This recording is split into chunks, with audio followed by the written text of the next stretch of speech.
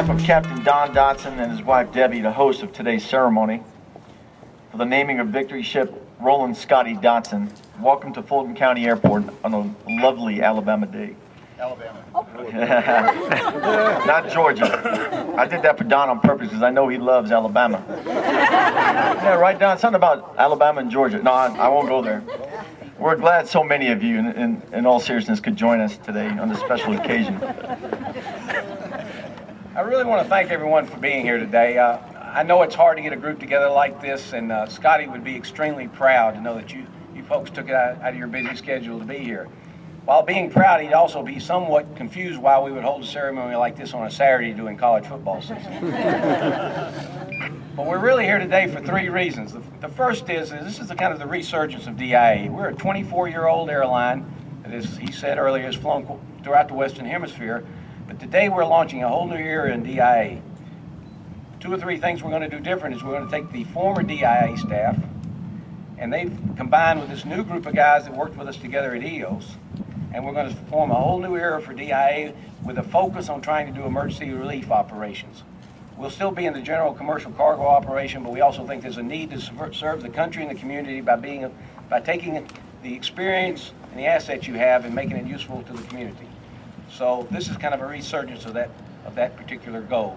We think there's a lot of need out there, and we think there's a lot of opportunity. This will be just the first ship in that long road to having a fleet to do that. The second reason we're here today is to honor the DC-3 in general, and this DC-3 in particular, November 4550 Juliet.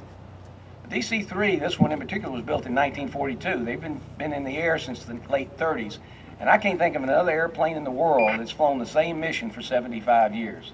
I think it's just if you're an aviation buff, you got to respect and love the DC-3. It's a very unique airplane in our history. And this one was unique to us. It joined the DIA fleet in 1990. It's been around a long time.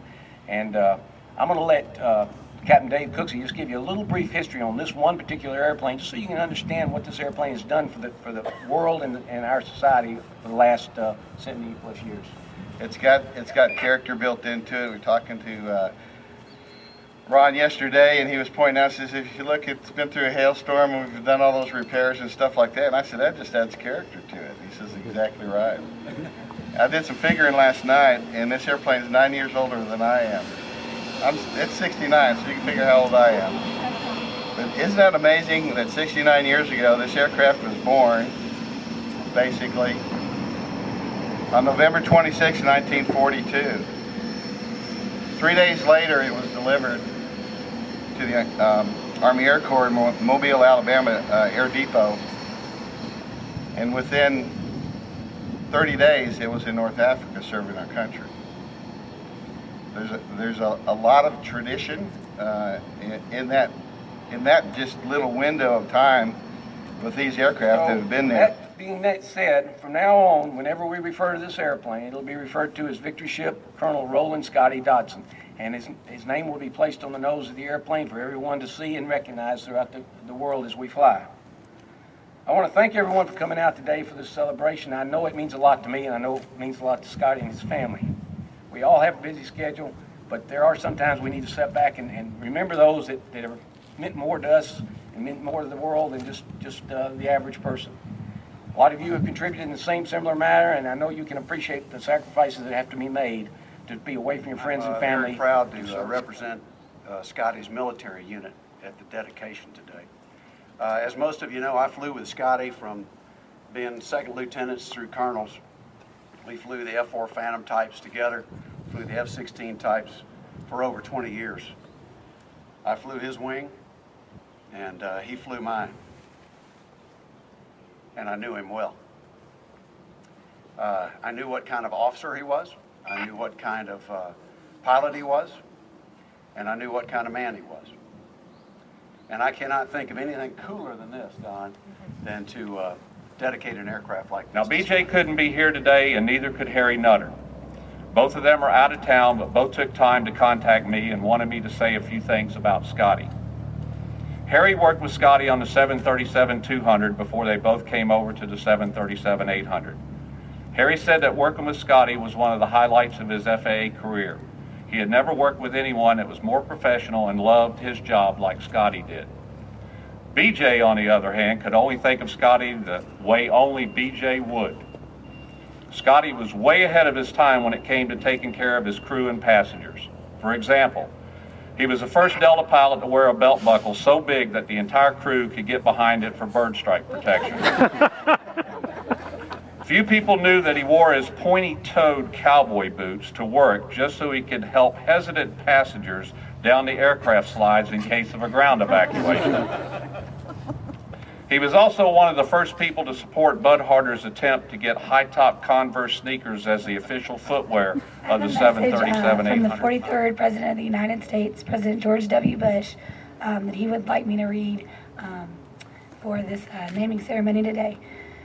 Greetings to those gathered at Fulton County Airport's Charlie Brown Field in Atlanta, Georgia, for the Dotson International Air naming ceremony of the Victory ship Colonel Roland Scotty Dotson, DC-3. In every generation, members of the United States Armed Forces have carried out liberty's urgent and noble mission with skill, honor, and unrelenting determination. Scotty's service in the Alabama National Guard and the United States Air Force helped to make the world more peaceful and more free, and it is fitting to name this historic aircraft in his honor. Dotson International Air is demonstrating the best of the American spirit by using this plane for emergency relief flights.